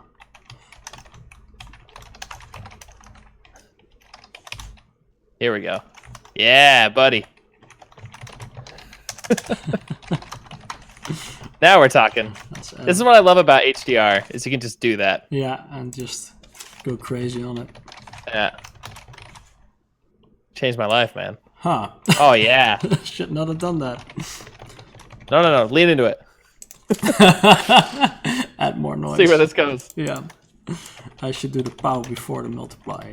That's what it is. There we go. And Alkama knows what I'm going to say about POW. Saturate your pows. Always saturate the POWs.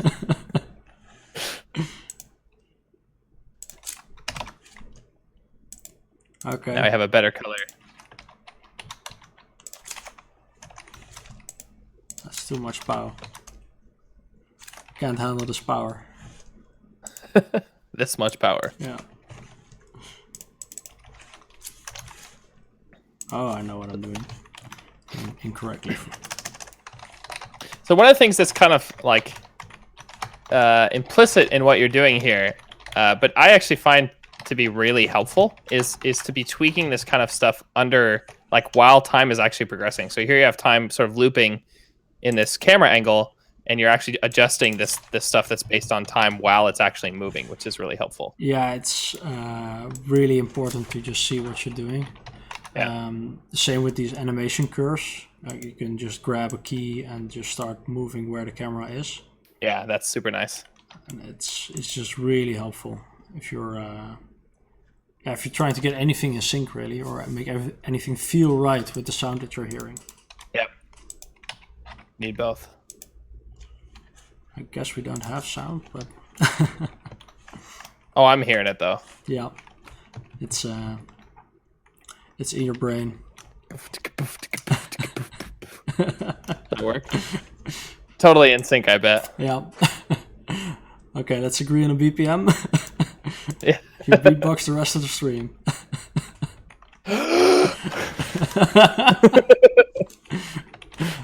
A real deep breath. So let's try to animate like the amount of this also in the keyframe editor to have a little bit of control over it in that capacity, perhaps. That's a good idea. So let's keep the randomness and just start shifting it. Yeah, that sounds cool. Or fading it in and out or something like that. That will work.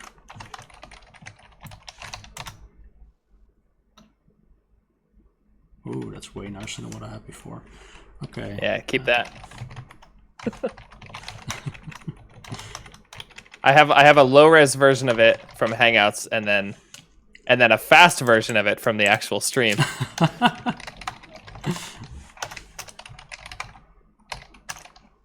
It's fun to watch both. I guess they're not in sync in any way as well. Nope.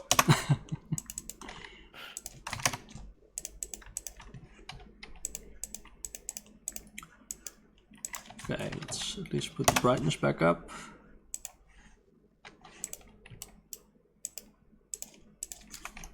So here we just have a straight curve here.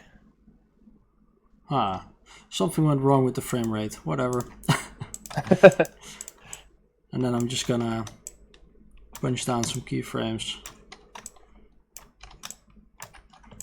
This is the I key, by the way. It just inserts a point. Nice. And then I have a snapping setting here to snap to whole beats. Cool. So if I try to move it, it will now just snap all these points to whole beats. Nice, that's helpful.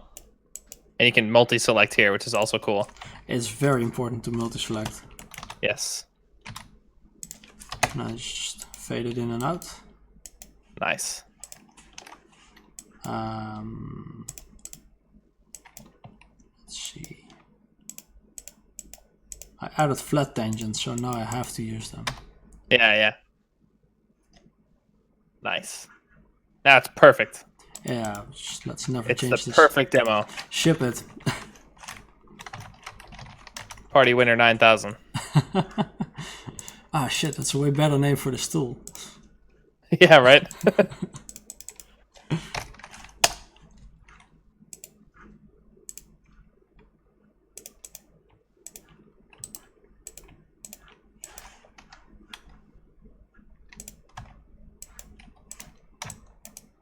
Alkama says the pump. And I'm sure he can do music. Yeah. Okay. When is outline? Right? Right as he says winner of outline. Oh, wow. It's meant to be. I think so. Just deliver this one scene. Yeah. Make it 8 minutes long. Make sure I get a credit for wrong direction. Wrong direction. Misdirection. Yes, misdirection. Oh, that's perfect. With a double S. Yes. I love it.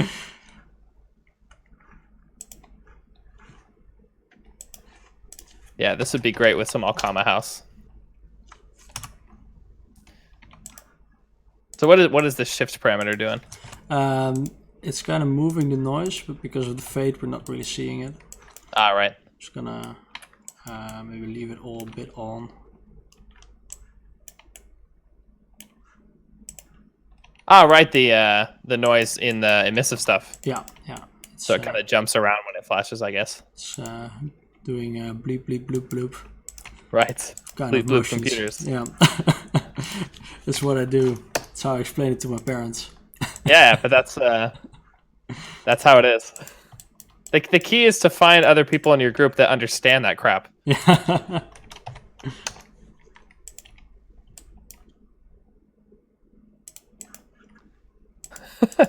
I don't know what's giving these guys this idea at all, but a couple people have pointed out that this misses an aggressive chromatic aberration pass. I don't know where they're getting that idea. Yeah, it's completely Totally out of new left in the field. stream. Yeah, I'm afraid I was disappointed. Actually, I didn't implement it yet.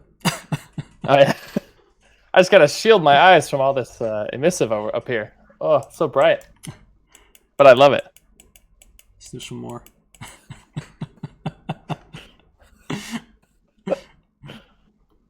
Okay, it's too much. Yeah. Which tone mapping operator do you use?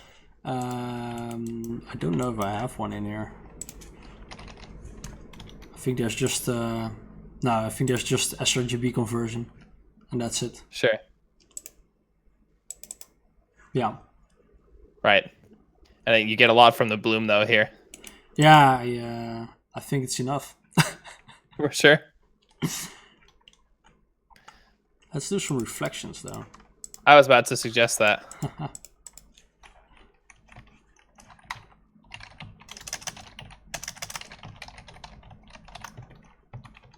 So if both of us show up to a party and neither of us has a demo, I know this is a very unlikely scenario. But if it happens, I think it's pretty obvious what's going to happen. This is a backup? Yes.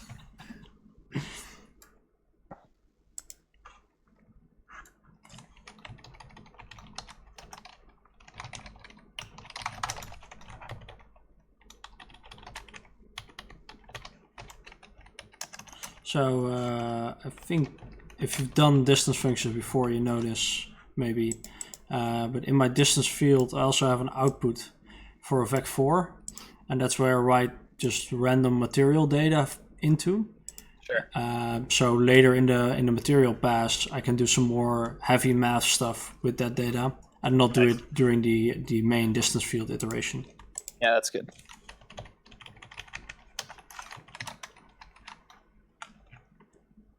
Especially useful for stuff that's like based on position or something that you already have in the main part, I guess. Yeah, exactly. And yeah, there's just a lot of cases I find where maybe one object wants to know about the distance to another object. Sure. And you totally have that in the distance field. Right.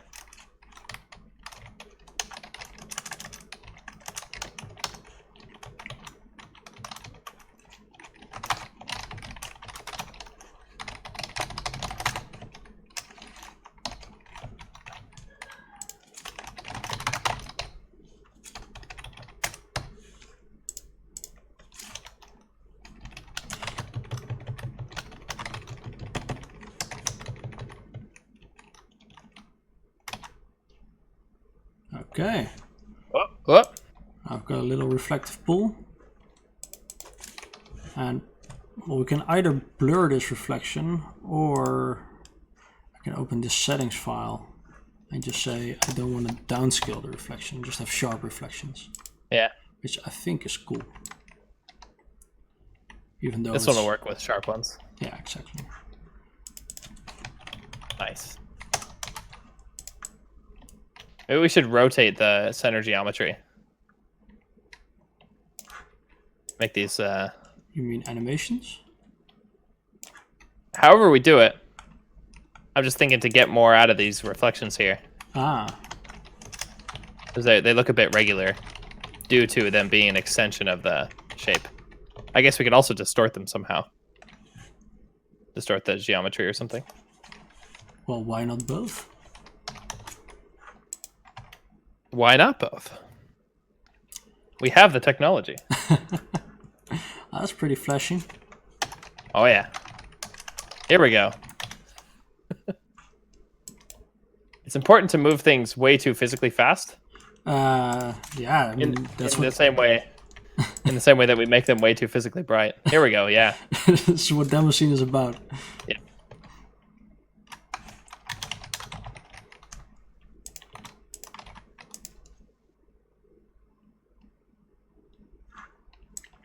It is perfect. Yeah, this is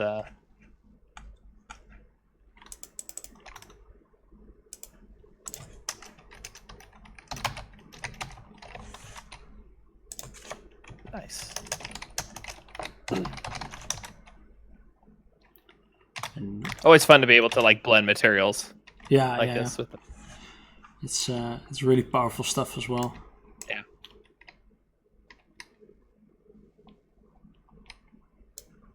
Ooh. Alcama says lewdness minus equals 10, and I think he had the wrong operator. I think it was supposed to be multiply equals. Yeah, or plus equals. I'm fine with both. Oh yes.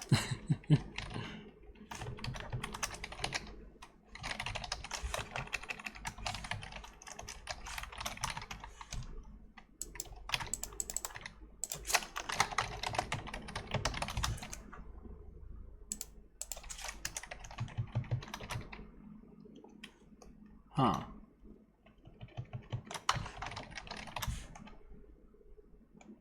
I wanted to make a little blend in here, but it's not working.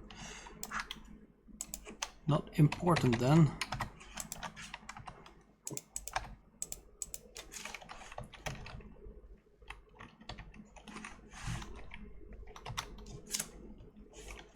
I think other people have talked about this, but there should be a like a live demo making compo with existing tools. Yeah, but not 25 minutes though. Sure. Just Dude, make it yeah. Oh, that would be a fun thing to do. Set up a like a dual stream Ooh. where like our groups show up to a party without anything. Yeah, yeah. And then just make a demo there with your own tool. That'd be cool. Very stressful though. Yes.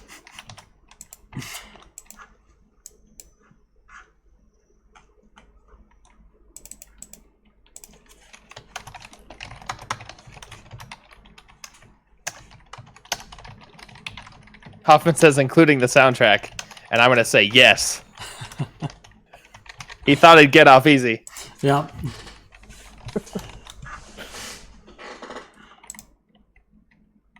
Well, I'm sure it can get off easy. Just do some minimal techno, just a kick and some bells. No comment.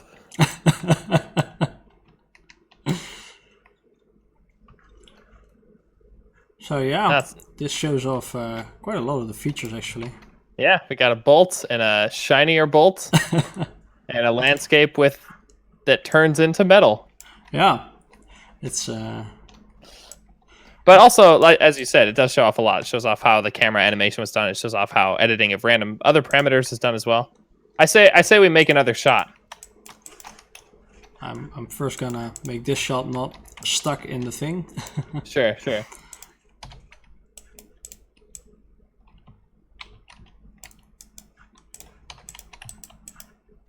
Hoffman says he has a point that Wavesaber Techno Tune was done in like 4 hours, and I'm going to say what Wavesaber Techno Tune. No idea what he's talking about. That bodes well. Nothing. No comment. I'm gonna show a bit more features of the camera, I guess. Let's do that. So there's some depth of field and some field of view animation. Nice. That's what we need. We need some close-up shots with big circles of confusion. Yeah. And some. I have those all the time. What's the opposite of detail shots? No idea. I don't remember the not close-up ones Panoramic? with the little. What? Panoramic? Maybe. That's not close up, at least. I'm gonna look this up. Film glossary. You have the close-up, right?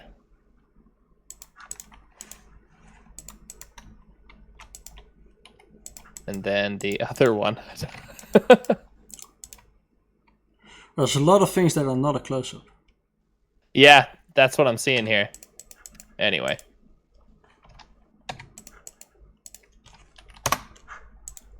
Wobble says tequila shots. Alkama says eyes wide shots. This is going well. Okay. The tourist says, I only have the confusion, not the circles. The circles are coming, I promise. Thought that was great. I don't know if that was actually a comment of what he was seeing on screen or not, but I don't actually have circles, so I just have hexagons. like Semtex says micro macro. That'll work. Oh, this shot. Micro and macro are both small, though. Just one is smaller. Yeah, that's a good point. Guess that is true in photography. When you're talking about macro shot, you're talking about looks big. Okay, here we go. That's getting scandalous. That's pretty confusing. Yeah. That hexed off. That wouldn't happen to be the separable off. Yeah, 2-pass. Right. Totally from Shader Toy. make the rhombus. Blur the rhombus. I can see them pop up in the distance. Nice. You can also kind of do a focus pull. Oh yeah. Revert the camera animation.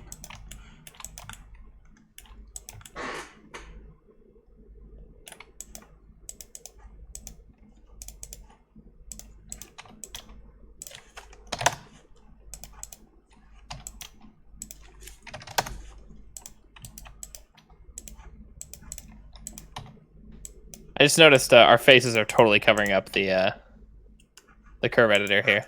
Ah, yeah, of course. I don't think it's a huge problem, but I constantly have stuff on that screen, so I guess you could probably maximize the tool window at least. The tool window is maximized. Like for full screen. No, I don't think I can do that. Or do you mean just the curve editor? No, I meant just the square melon window, for example, because I don't think we need to see the code on this part now. Oh, like that. Good point.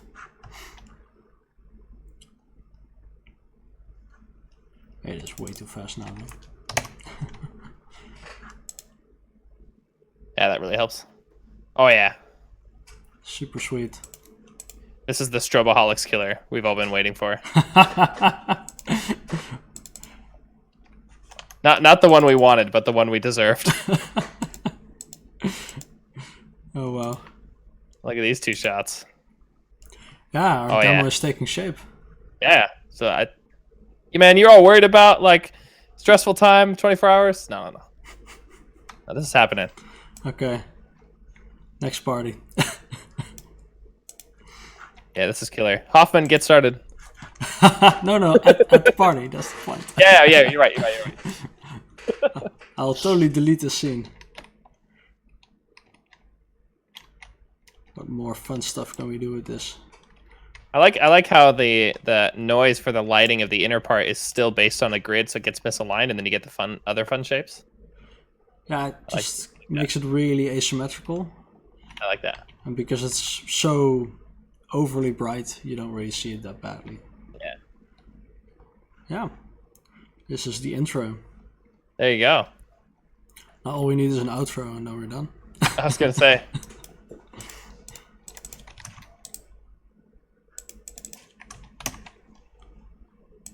Yeah, so here you duplicated the scene and then changed the start and end times.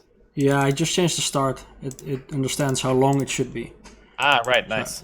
It's a very recent feature, and I should have done it ages ago. Oh, I bet. Because that was pretty quick. Yeah, it's really nice. And I also like to duplicate shots so you don't have to create all the curves for everything. Yeah. I realized I just duplicated the wrong one without the depth of field stuff now. Will Kirkby says, given the tool is written primarily in Python, I'm wondering how hard a Mac OS port would be. They say trying it right now.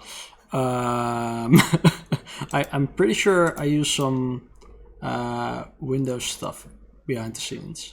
Sure. And my math library is a CDLL compiled with Visual Studio, so that's probably not going to work. We talked about compute as well. Yeah. I don't have that it. also wouldn't work on Mac. Oh, yeah. I would totally want to add that though. So. Yeah.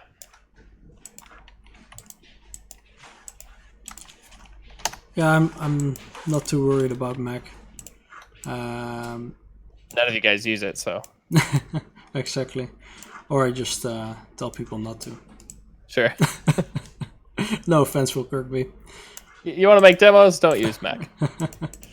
It's unfortunately actually true a lot of the time. Well, you totally can make demos on Mac, but if you want to get crazy with latest graphics technologies, it's that's not happening. More limited. We did Elysium on Mac. Oh. At the party when we did all the sync stuff that was on Windows. Because we had to pack up the intro as well. So that is quite brave. Did you switch platform? Or were you multi-platform the whole time? On Friday. Well, the tool was multi-platform at the time. Yeah, cool. But we hadn't tested on Windows until we left. Sounds totally not stressful. I don't know. I've had worse.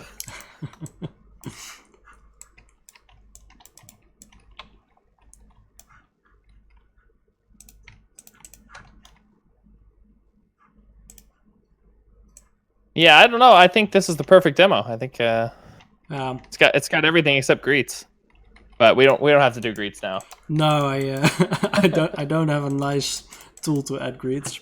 Greets always takes forever. Yeah, I don't have a nice TTF support or anything like that. I just have my own shader based fonts. Yeah.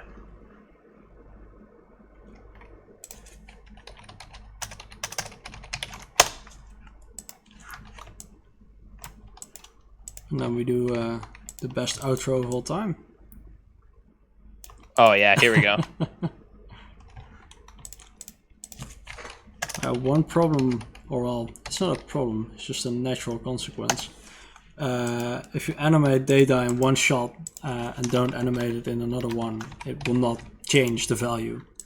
Ah, sure, yeah. And that is something I just require the user to monitor, because if you brute force all the values everywhere, it's just going to bloat the size unnecessarily. Yeah, yeah. But sometimes when you're just scrubbing all the time, it's really annoying, because these values are only a problem in the tool, and when you just watch it from front to back, there's no problem. Right. But that's all it takes. There you go. We're not demo. Fade-outs are always classy. There's a reason why every song did that from 1970 onward. Yeah. Perfect. How big is this demo? It doesn't have a soundtrack. Maybe that's the wrong question. Yeah. I think that the core pipeline could already be 20K though. Sure, yeah. That makes sense. Then you can squeeze a scene anywhere between 4 and 8K. Yeah, I bet. Oh, well, this will probably be way less than 4K, but yeah.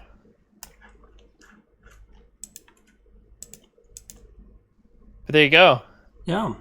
ladies and birds, or something. I don't know words. But this is how Poobrain makes a demo Yeah. And in a short amount of time. I didn't time it. yeah, you shouldn't. Well, if 45 minutes since you made the new project, and that's with talking about it and all that stuff too. It's pretty cool. Yeah, it's not a great scene. There's not a lot of design behind it, but it works. Don't know. It works. Yeah, I think it's the best scene ever, the best demo ever. So I think this demo needs one more thing though. Oh yeah, here we go. After the outro. Yeah, exactly. Let's just go for it. Yeah. It's what we do. Have fun, organizers.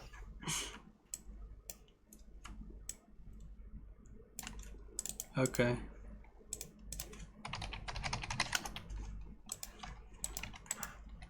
Just fade it back in. And make a tunnel.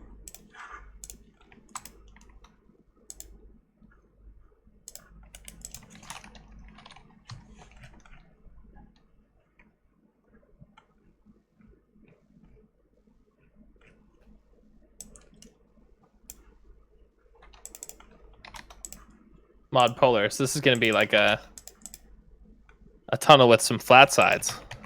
Yeah, I like those. I mean, it's almost not a tunnel. Oh, it's a tunnel.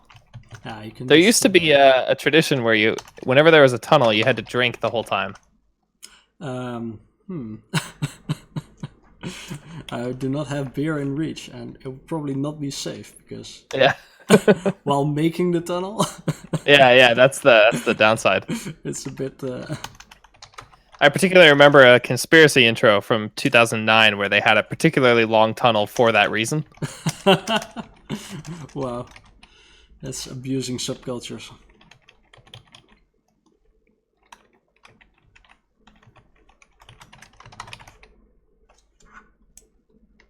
Yes, I have a triangle. My favorite shape. And then I have a light with shadows, which I'm gonna delete. So it's actually light. Actually, my favorite shape is a circle with 3 other circles.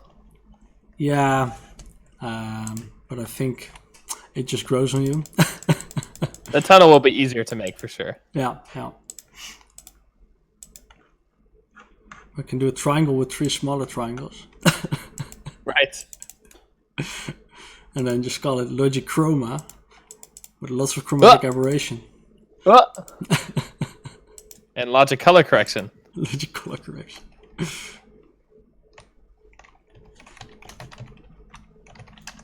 It'll be a logic complete waste of time. Okay, Wow. Okay.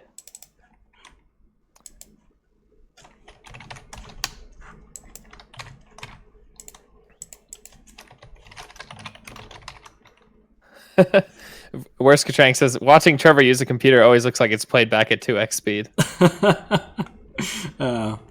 Sorry. Nah, not really.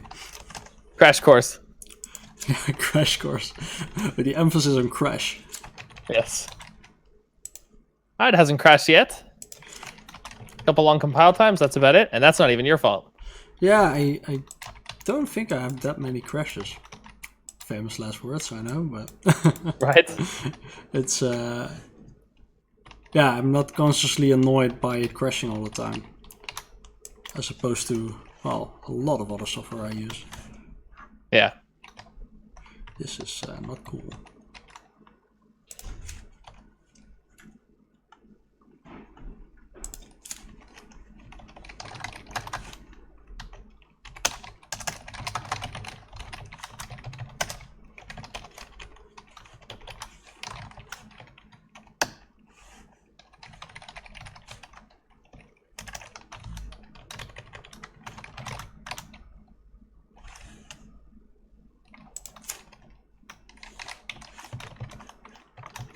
I'm watching you with mega latency on the proper stream now. Oh, that's not great.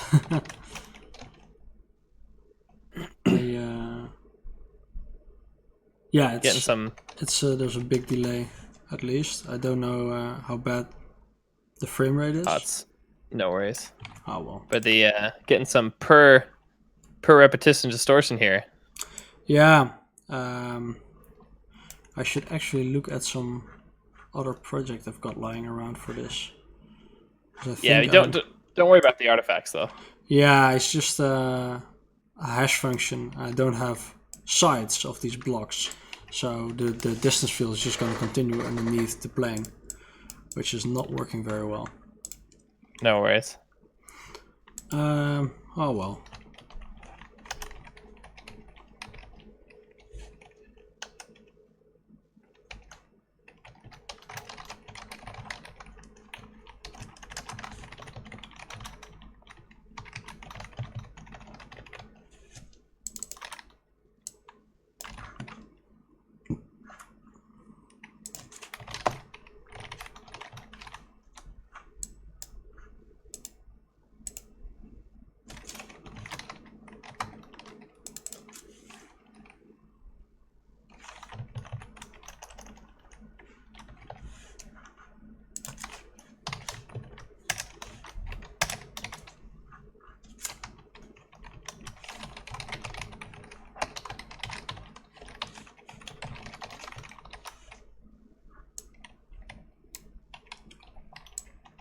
Whoa, something's bright. So good.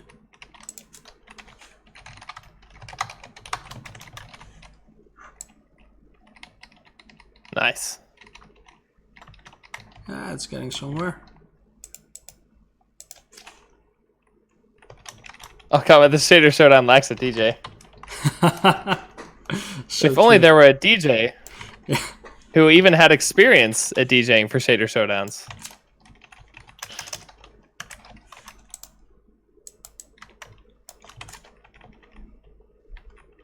How much content can we squeeze in the last 8 minutes here? 8 minutes? Shit. The stress is hitting We've me. been streaming for an hour and 50 minutes. Oh wow, time flies, man. Yeah. It hasn't felt that long. Yeah, it's just also really fun to play around with this stuff. So Yeah. I can bore you guys for days with just me typing shaders. Well, the fun thing though is that when you get your tool to a point where it does just feel like a playground, like that's an achievement in and of itself. So Yeah, absolutely. I think what we're seeing here is pretty cool. Ah, that's a cool tunnel. That'll do.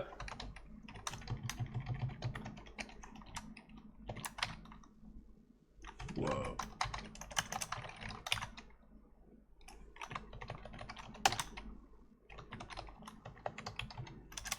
Now we gotta fly through it at like ludicrous speed. That's the plan.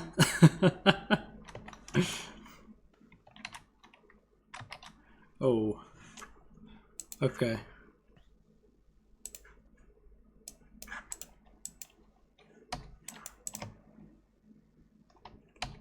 Oh, twisty.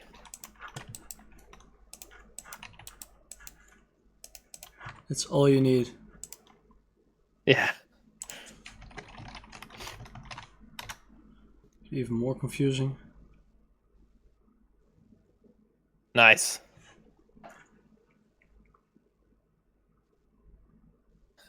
You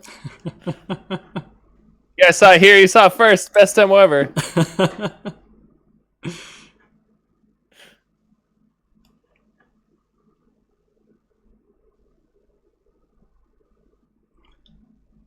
Always got to twist with a sinus or something. Or is this noise? Is that what that is? Yeah, there's a smooth value noise Nice. thing. I can just scale it up a bit more. I love how it gives this really confusing look to it. Yeah. Should scale the input more as well.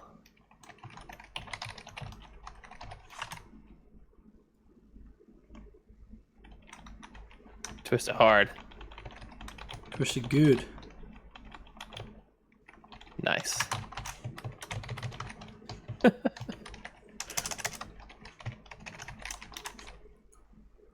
So I think if you guys in the chat have any specific questions, fire away. And if you guys all just want to try and get it from GitHub and try it out, I'm really open for any questions if people have trouble getting started. So I'd just love to have people try this out. I'm gonna link the tool again here in chat.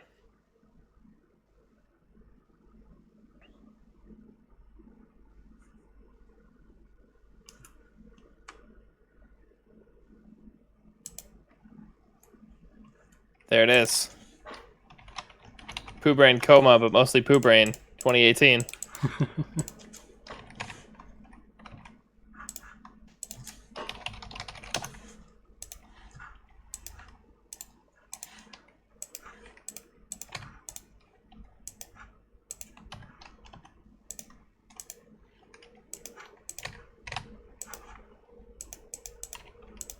Not seeing a lot of questions yet, but we did answer a bunch during the presentation as well, so no worries. Yeah. Well, it's a good sign. Yeah. Or people have all fallen asleep. Yeah.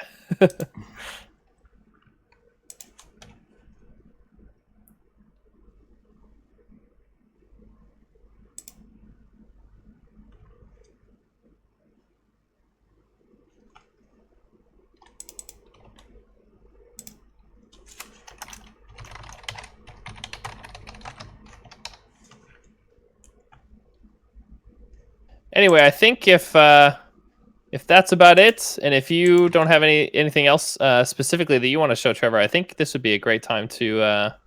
Oh, here we go. Will Kirkby, I presume you're doing some sort of executable compression at the build stage. Yes, I use KCrunchy from Ferris, and that is. It's still very good. Yeah. We're all waiting, man. Believe me, I'm trying. Oh yeah, I can. Crunchy is very good. Cannot imagine how difficult this stuff would be to beat. So. But I know I could beat it if I went an easier route, but I'm trying to do it from scratch, and it's hard. But anyway, that's besides the point. Yeah, Mal, that is also what conspiracy is. Enigmeta says, what's the license for the tool? It's MIT. Nice. And so yeah, definitely if you wanna make demos with it, go ahead, do what you want. If you wanna alter it, I just like it if people could come back to me if they have cool additions to the tool. Just to keep sharing and keeping it free.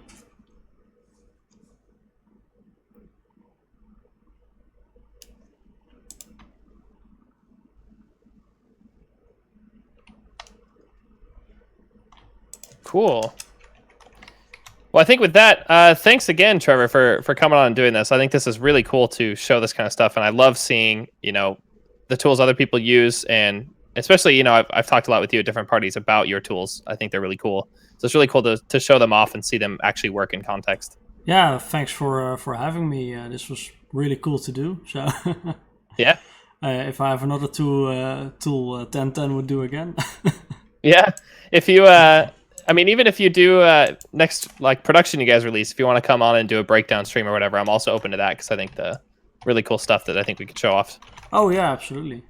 So if you're down for that, of course. But yeah, I think that'd be fun. Yeah, I am for sure. I guess we didn't go that far down into past productions, but we can definitely take a good look at a future one. Yeah, we actually crammed a lot in these 2 hours. I feel like so. I think this was a pretty good stream. Yeah. Anyway, thanks to all you other guys for hanging out in the chat and everyone. And I'll have this uploaded to YouTube a little bit later than usual because it's actually Trevor who's streaming this, so we got to move some files around. But other than that, it should be up pretty soon. So anyway, thanks again, guys, for hanging out, and we will see you next time.